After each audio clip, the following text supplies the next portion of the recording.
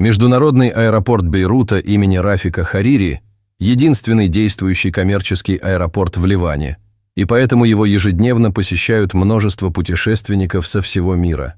Бесчисленное количество людей проходит через терминалы, и огромное количество багажа и посылок перевозится во все страны. Таким образом, вы можете себе представить, что безопасность аэропорта имеет первостепенное значение. По этой причине полицейский патруль и частные охранники следят за приходом и уходом. Но есть группа относительно невзрачных героев, которые работают в аэропорту. Ищущие собаки. Эти животные обучены обнаруживать подозрительные пакеты или багаж с запрещенными предметами. Это могут быть наркотики или даже деньги. Они знают, как правильно идентифицировать часть багажа и что делать дальше. Офицеры полиции хорошо знают знаки. Например, если собака-ищейка указывает носом прямо на предмет багажа или человека, сидящего совершенно неподвижно, это значит, что его нужно проверить. Это простая, но эффективная система. Во время обхода аэропорта эта собака обнюхала различные предметы багажа. Никто не обращал на нее особого внимания. Они знали, что у милого животного есть работа. Каким бы милым он ни был, они знали, что не могут остановиться и погладить его, иначе они будут мешать его важной работе. Поэтому в большинстве случаев люди одаривали проводника мимолетной улыбкой. Но вдруг собака показала, что учуяла что-то в одном из уже зарегистрированных ящиков, которые как раз находились в пути через аэропорт из одного пункта назначения в другой. Глядя на транспортную этикетку, полицейский увидел, что посылка везлась из Украины в Бейрут. Судя по всему, он прибыл несколькими днями ранее и ждал в аэропорту, чтобы его забрали. Следопыт сидел неподвижно, пристально глядя на коробку.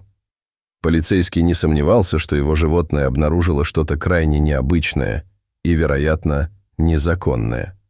Собака-следопыт очень редко что-то неправильно идентифицирует, и он никогда не видел, чтобы его собака ошибочно подозревала человека или часть багажа. Дрессировщик указал, что собака может подойти ближе. Затем она прыгнула на ящик. Сама коробка была довольно большой, примерно 10 на 3 фута. Она была похожа на многих других, стоявших в аэропорту, так что ничего особенного в ней не было. Единственным отличием, которое заметил полицейский, были несколько маленьких, почти незаметных отверстий вдоль ящика. Собака сразу же их заметила, сунула нос прямо над одной из дырок и пристально принюхалась. При этом она издала небольшой стон.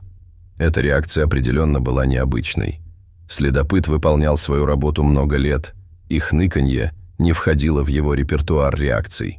Было ясно, что внутри есть что-то, что интересовало его больше, чем обычная контрабанда.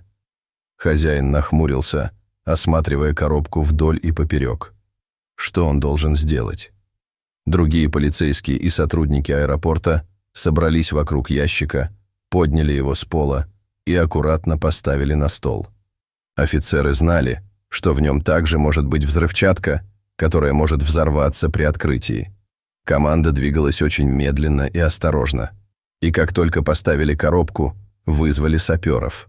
Хотя вероятность того, что в коробке была взрывчатка, была маловероятной, так как она, несомненно, была бы обнаружена во время регистрации и сканирования в украинском аэропорту, они все же не рисковали.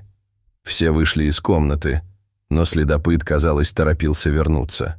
Казалось странным, что собака так зациклилась на этой коробке. Но по-прежнему никому не разрешалось входить в комнату, пока команда обезвреживания бомб выполняла свою работу. Пока они ждали перед зданием, собака скулила и бегала вокруг, пытаясь попасть внутрь. Хозяину это показалось странным, так как такое поведение для него было нетипичным.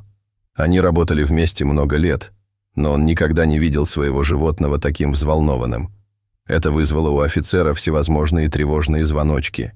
Что было такого особенного или странного в этой коробке? Что было в нем? А пока им пришлось ждать.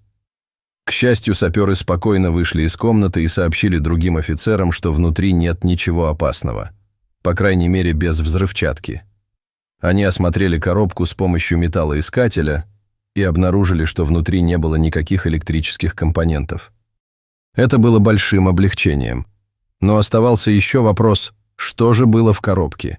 Им предстояло решить, что делать дальше.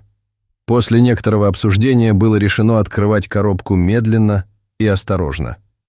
Но когда они наконец открыли коробку и заглянули внутрь, то были ошеломлены увиденным. За все годы, что офицер проработал на этой работе, он многое повидал. Наркотики, деньги, взрывчатка, контрабанда всех видов. Но он никогда раньше не видел этого. Внутри ящика сидели 3 тигренка, притаившиеся в опилках. Они были невероятно маленькими и выглядели очень худыми и слабыми.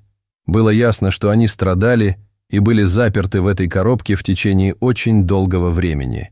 Неудивительно, что собака так старалась достучаться до них. Испугавшись, они замолчали. Они были явно удивлены всем этим светом и новыми людьми. Никто не знал, как долго они находились в коробке. Но было ясно, что это должно было быть довольно давно. Повсюду были фекалии, а опилки были пропитаны мочой. В коробке тоже ползали паразиты и черви. Удивительно, что никто раньше не заметил эту коробку. Была вызвана защита животных, и 3 бедных тигрец собрали и доставили в приют, где им была оказана необходимая медицинская помощь. Хотя сначала казалось, что бедные животные не переживут своих травмирующих испытаний, то, что все они выжили, было маленьким чудом. Тигров, 2 девочек и мальчика, назвали Майя, Таня и Антон. К счастью, они остались вместе и не разлучены. Полиция установила, что тигрята были проданы зоопарком в Украине. Они принадлежали к помету из 12 щенков. И хотя хорошо, что эти 3 выжили, никто не узнал, что случилось с их братьями и сестрами, отправленными в другие места. Директор зоопарка был арестован, обвинен и приговорен к длительному тюремному заключению. И все из-за полицейской собаки-ищейки, которая просто выполняла свою работу и в итоге была вознаграждена множеством похлопываний. Если вам понравилось это видео, то ставьте лайк и подписывайтесь на наш канал. У нас много интересных историй о спасении животных.